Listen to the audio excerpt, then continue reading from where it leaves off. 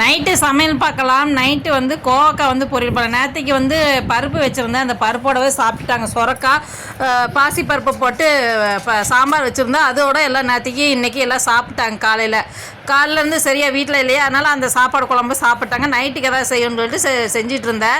கோவக்காய் வாங்கிட்டு வந்ததில்ல, அதுதான் பொரியல் பண்ணலான்னு சொல்லிட்டு வெங்காயம் கொஞ்சம் போட்டு கோவக்காய் நல்லா நீள நீளமாக கட் பண்ணி போட்டு கொஞ்சோண்டு வந்து சாம்பார் இது மேகி மசாலா, இந்த கோவக்காய்கள் மட்டும் மேகி மசாலா போட்டு தான் செய்வேன். அப்போ தான் டேஸ்ட்டு இவங்களுக்கு ரொம்ப பிடிக்கும்னு சொல்லி சாப்பிடுவாங்கன்னா கோவக்காய் சாப்பிட மாட்டாங்க. கொஞ்சோண்டு மஞ்சத்தூள் கொஞ்சம் உப்பு சேர்த்து நல்லா கிளறி விட்டு கொஞ்சம் நேரம் மூடி வச்சுட்டாக்கா நல்லா வெந்துடும். இன்றைக்கி வந்து நீளமாக கட் பண்ணிக்க, எப்பயுமே ரவுண்டாக கட் பண்ணுவேன். இன்றைக்கி வந்து நீளக்கிழமை கட் பண்ணுவேன். உருளைக்கிழங்கு போட்டிருந்தா இன்னும் டேஸ்ட் நல்லாயிருக்கும். வெங்காயம் ஏன் வணங்க விடலைனாக்கா, அது கோவக்காய் வணங்கும் போது வெங்காயம் சேர்ந்து வாப்பில் வணங்கிடும். அதனால் வந்து ஒரே முட்டை நான் போட்டு நல்லா வணக்கி கொஞ்சம் நேரம் மூடி வச்சாச்சு. பாப்பாங்க 2 பேரும் உட்காந்து படிச்சுட்டு இருந்தாங்க. சரி, வயிற்றுக்கு வந்து ஹோம்ஒர்க் பண்ண ஏபிசிடி தான் எழுத வச்சு கற்றுட்டு இருந்தா. அப்புறம் பெரிய பாப்பா வயிற்று சரிஷ் பிரக்யா வந்து ஹோம்ஒர்க் பண்ணிகிட்டு இருந்தா.